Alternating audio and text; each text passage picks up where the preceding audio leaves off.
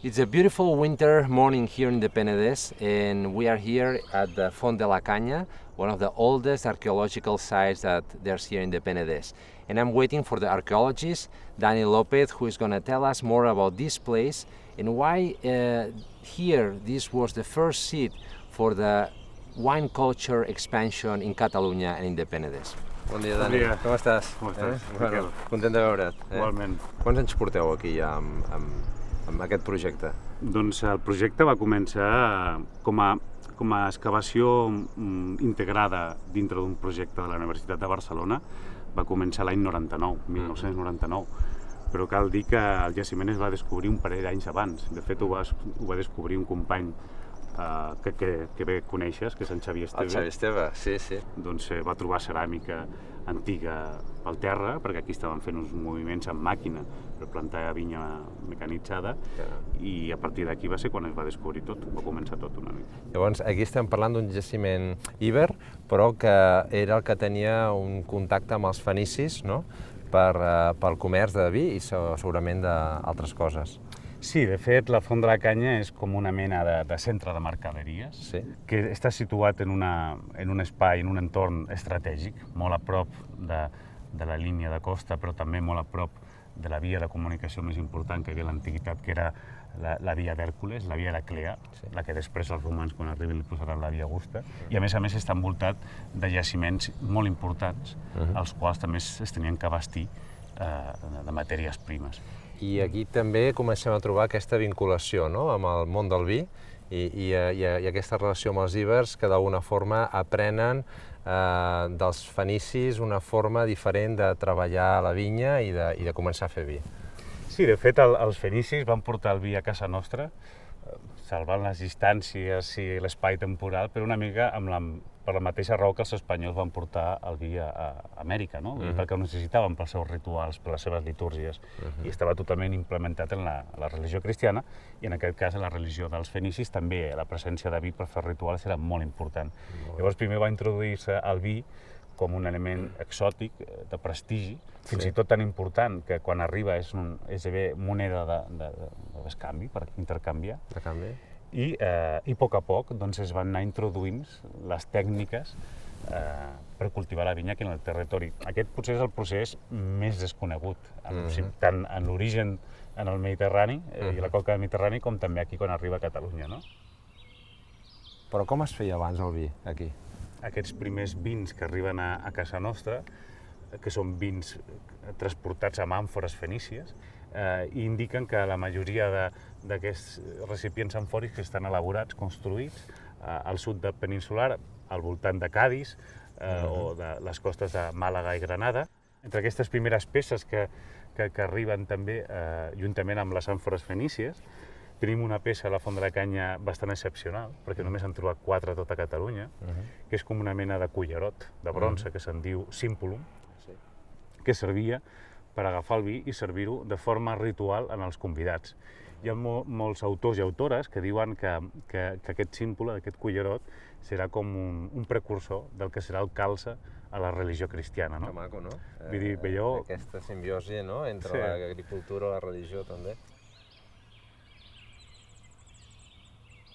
Bueno, Dani, amb aquest jaciment és sorprenent que s'han trobat peces fantàstiques, no? Jo recordo, per exemple, aquest vas, no?, que servia per cremar encens de la deessa Demeter, o Tànit, com també en deien, i que curiosament té aquests raïms posats a la part superior, que és preciós.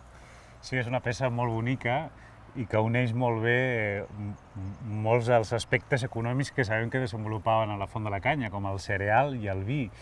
I és una peça que servia, com bé deies, com una mena de cremador de perfums, on hi posaven carbó vegetal encès i posaven per sobre elements que a l'antiguitat eren molt preuats, tant com l'or, no? I en aquest cas seria la mirra o l'incens, no? Quines altres peces heu trobat amb aquest jaciment que et vinguin ara a la memòria? Jo destacaria, per exemple, ja en època ibèrica, estem parlant dels segles IV, III abans de Crist, tenim evidències que a la Font de la Canya hi havia un petit celler.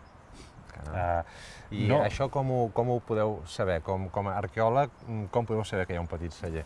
Ho sabem perquè vam trobar un fragment, un tros d'una base de premsa de pedra, un llaç de pedra, per fer, on es muntaven els cofins o esportins i el sistema de biga, de palanca, per poder fer la pressió. La llàstima és que o bé l'espai o el celler on estava aquesta base de premsa in situ s'ha perdut amb els treballs que es van fer als anys 50-70 de moviment de terres aquí en el jaciment, o encara l'hem de trobar. Una de les formes que teniu aquí per saber si hi ha hagut o no viticultura és precisament trobar aquestes llavors del raïm, correcte? La Font de la Canya és el jaciment de Catalunya actualment que més dades dona en restes vegetals arqueològiques, que serien les llavors de fruiters com el raïm, però també en trobem de figa i d'olivera, però està clar que potser allò que ha donat més renom al jaciment i que més ha portat a la comarca i a la història de la comarca són aquestes llavors de raïm, de vitis vinífera, vull dir, cultivada. Sí, que no era una vitis, diguéssim, salvatge, sinó que era vinífera per fer vi. El vi, o la vinya per fer vi, no? I com ho dèiem abans, que primer arriba el vi i després a poc les tècniques de la viticultura. I quan hem fet tota l'excavació no n'hem trobat més llavors de raïm. Només va sortir una i llavors ara estem una mica a l'espera que, com hem d'excavar i encara falta molt per excavar, falta per excavar més del 80% del jaciment. Més del 80% encara. Hem excavat molt poquet, doncs esperem que les troballes relacionades amb l'arqueologia del vi siguin més fructíferes i algun dia puguem trobar llavors de raïm conservades per humitat, llavors congelar-les directament i portar-les cap a Montpellier, on hi ha el millor laboratori d'extracció d'arqueogenètica de tota Europa. Això al final, per la teva experiència, evidentment que quan més busques, més possibilitats de trobar-ho, no? Exacte. O sigui que s'ha de continuar. Vull dir, la recerca només porta que més coneixement.